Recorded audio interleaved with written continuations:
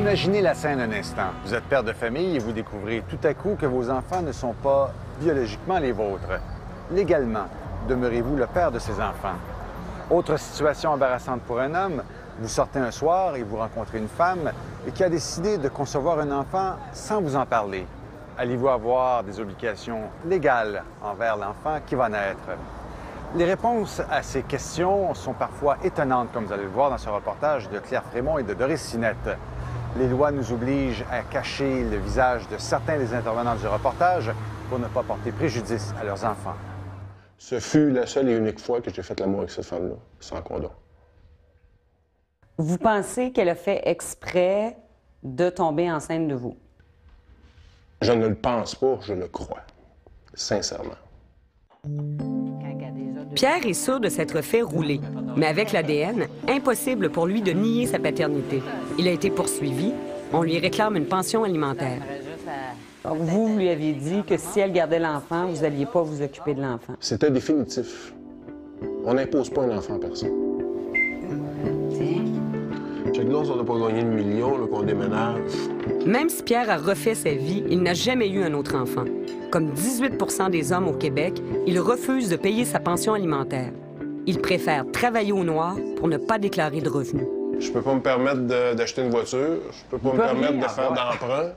Moi, mon nom, il peut pas apparaître nulle part, c'est sûr et certain. Ce que cette femme-là a fait, c'est impardonnable. C'est un acte que je juge criminel. Je considère ça comme un viol génétique. C'est un viol, je me suis fait violer. C'est clair, c'est net. Ce que j'ai beaucoup de misère à accepter, c'est que la société soit en arrière de cette femme-là pour aller chercher de l'argent, pour aller chercher une responsabilité. André ne voulait pas d'enfant, lui non plus. Ça n'a pas empêché son ex-ami d'avoir une fille qui a maintenant 7 ans. Elle m'a dit qu'elle était enceinte. Puis là, moi, j'ai mal réagi un peu. Tu sais. Dans l'après-midi, je me suis ramassé sur le docteur pour une vasectomie. Là. Tout de suite, dès que vous avez su qu'elle était enceinte, vous êtes allé vous faire Je vasectomiser? suis le matin, puis dans l'après-midi, j'étais rendu chez le docteur. Fait que vous n'en vouliez pas d'enfant? Non. Pas dans ces circonstances-là. J'ai été blessé, puis il faudrait que je paye parce que j'ai été blessé. Il faudrait que je paye parce que je suis une victime. Tu viens arrangeant dans toi, là, tu dis... on me le demande pas, là, tu sais. Je suis pas un donneur, moi, de sperme, comme on veut dire.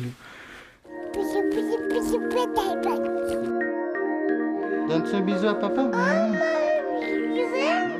Le Code civil du Québec nous indique qu'aussitôt que la filiation est établie à l'égard d'un papa, d'une maman, il y a tout de suite une obligation alimentaire. C'est ça qui crée l'obligation de payer une pension.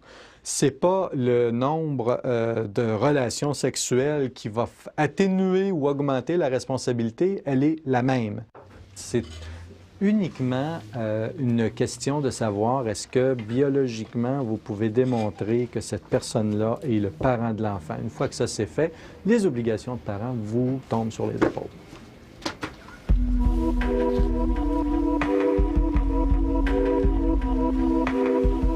Ça, c'est le jugement qu'on a passé en cours. Puis, mettons, la pension, toute la patente, puis ça, c'est les papiers que j'avais reçus du huissier. Quand tu reçois, mettons, les papiers, mettons, par le huissier, tu t'attends pas de rien de ça, là. Ça sonne à la porte, tu vas répondre, puis il te donne ça, il signe ça, merci, bonsoir, il servait le bord. Tu sais, c'était une chose passée en cours, tout ça. Moi, je l'ai appelé.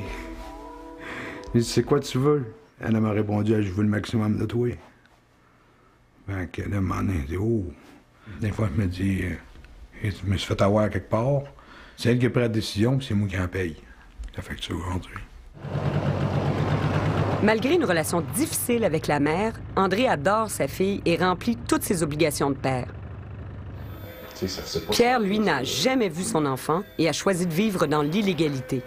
Est-ce que vous pensez vivre longtemps de cette façon-là? Au moment où on se parle aujourd'hui, si rien ne change, j'ai l'impression encore d'avoir à vivre cette situation-là pendant de 15 à 18 ans encore. Vous avez quel âge? J'ai 37 ans.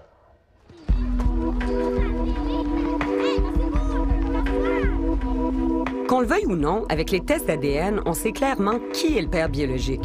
Mais ce n'est pas toujours celui qu'on pense. Le résultat, ça a été que 3 des 4 enfants ne sont pas les miens. Les 3 garçons. John est américain. Sa vie a basculé quand il a appris la vérité. Pendant plusieurs années, je n'ai pas su. Je l'ai su par d'autres personnes. Tout le monde le savait en ville. Alors j'ai fini par l'apprendre. Ça a été tout un choc. Après ce que j'avais entendu, je me disais peut-être 1 ou 2 enfants. Mais je ne m'attendais certainement pas à 3.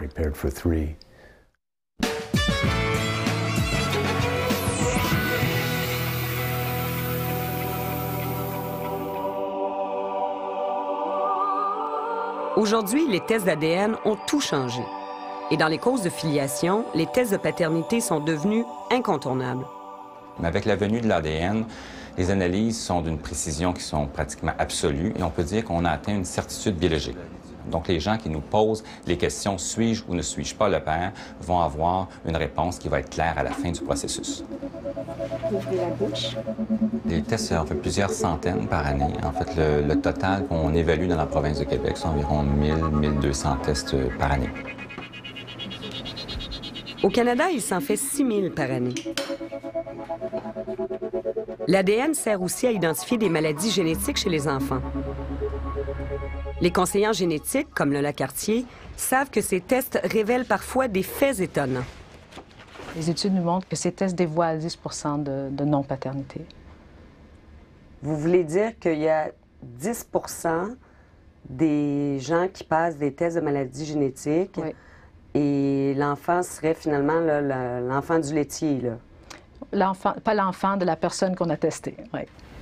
Des rendez-vous à faire. Un 10 qui doit être nuancé selon le pays d'origine, l'âge ou la durée du couple. Au-delà des statistiques, cette réalité est tragique pour certains hommes. Je me suis senti dépossédé, je me suis senti trahi, très en colère.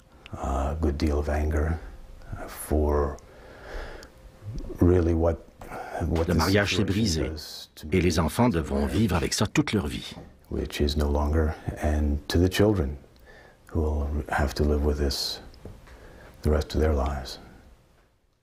Pauline Hull, l'amie de John, a été estomaquée quand elle a appris son histoire.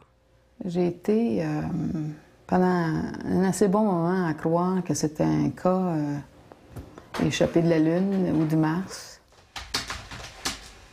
Curieuse, Mme Hull a cherché à en savoir plus. Elle écrit un livre sur le sujet après avoir correspondu avec une douzaine d'hommes à travers le monde qui ont tous eu le même problème. Ils ont tous, même si personne ne se connaît entre eux, ils ont tous la même réaction. Leur comparaison, c'est d'être violés. D'abord, ils s'en attendent jamais. C'est une surprise pour eux. Puis ensuite, c'est vraiment un viol de leur intimité la plus profonde. John a secrètement fait passer un test d'ADN à ses enfants. Je me suis informé auprès d'un laboratoire pour savoir comment récolter des échantillons. On m'a alors suggéré la gomme à mâcher, alors c'est ce que j'ai fait. J'en ai distribué et puis je les ai ramassés là où ils les jetaient. Ensuite, on les envoie tout simplement au laboratoire par la poste. Au Canada, on fait 10 fois moins de tests de paternité par habitant qu'aux États-Unis. C'est qu'ici, on ne peut pas faire comme John et voler des gommes pour faire passer des tests d'ADN. On doit obligatoirement avoir le consentement de toutes les personnes concernées. Mais pour le reste, les démarches sont très faciles à faire. Donc, il s'agit simplement de faire le frottis buccal, le mettre dans l'enveloppe appropriée, sceller l'enveloppe et nous retourner le tout. Et là, ça va vous prendre combien de temps pour donner les résultats? Entre 3 et 10 jours, dépendant de l'achalandage du laboratoire. Et ça coûte combien? 595 $. C'est un peu différent s'ils ne sont pas la chair de votre chair. Mais j'aime ces enfants. Légalement, êtes-vous toujours le père de vos enfants? Pour le moment, oui.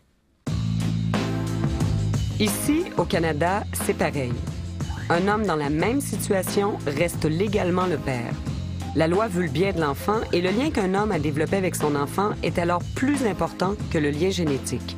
À partir du moment où le nom de ce monsieur-là a été mis comme père sur l'acte de naissance et qu'il s'est occupé de l'enfant pour une période d'environ 18 mois, la paternité, la filiation n'est pas contestable.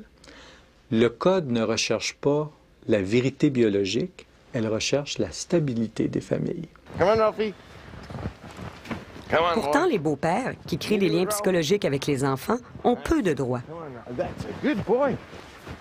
Gilles Couture venait souvent se promener ici avec les jumeaux de son ex-conjointe, avec lesquels il a vécu pendant 4 ans. Depuis la rupture, il n'a presque jamais revu les enfants. On s'ennuie.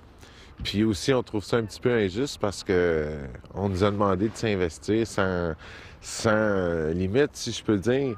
Puis c'est le rôle le plus ingrat, être conjoint des enfants qui sont pas les tiens, parce que tu as toutes les concessions à faire, tous les compromis, mais tu n'as aucun mot à dire. Ce parent-là, psychologique, qui a créé des liens psychologiques avec les enfants, ses droits sont très limités.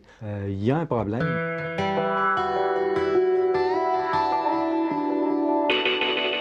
Demander à la mère de ces enfants-là, elle, de s'en passer du jour au lendemain, voir comment est-ce qu'elle va réagir. Parce que nous, on n'est pas le parent, on ressent pas la même chose. Je pense pas. Laisse-moi aller où, maman? Papa, oui. Dans la loi, le père, c'est soit le géniteur, soit le père social.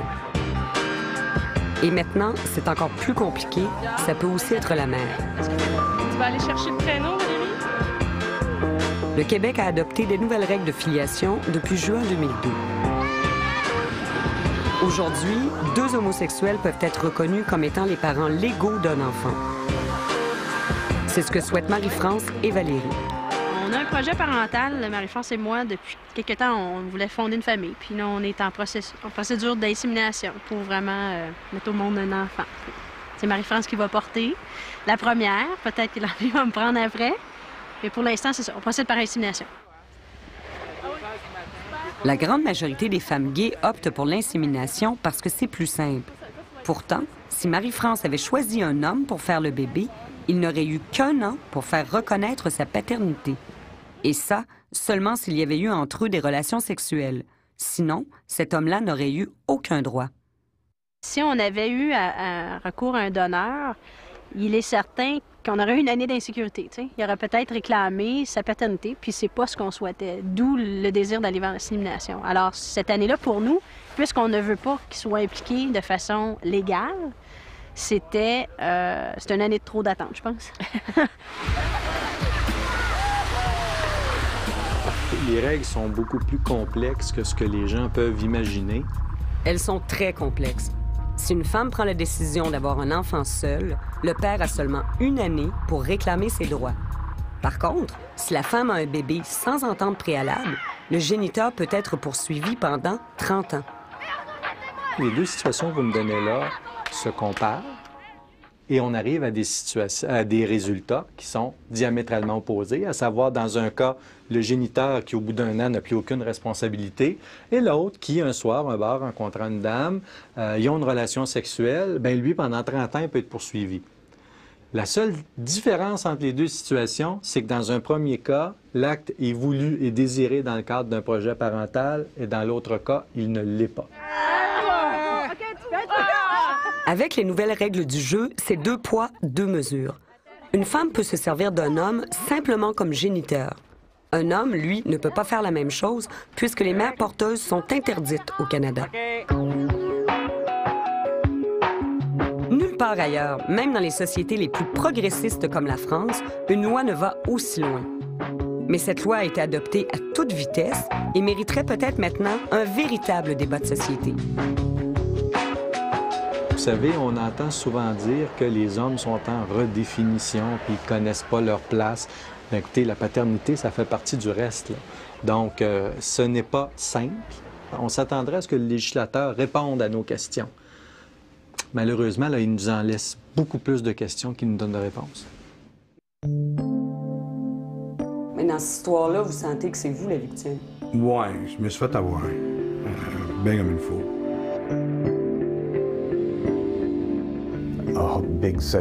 Un grand pan de ma vie est donc un mensonge. Je croyais que ces enfants étaient de moi. Et ce n'est pas le cas. C'est sûr que même si c'est pas nos enfants, si on vit avec ou si on leur fait une place dans notre vie, moi en tout cas dans mon cas, je les aimais comme si c'était mes enfants. Qu'est-ce qui vous a fait si mal? C'est d'avoir fait un enfant avec mes gènes, sans mon consentement, sans ma permission. C'est ça qui m'a fait si mal.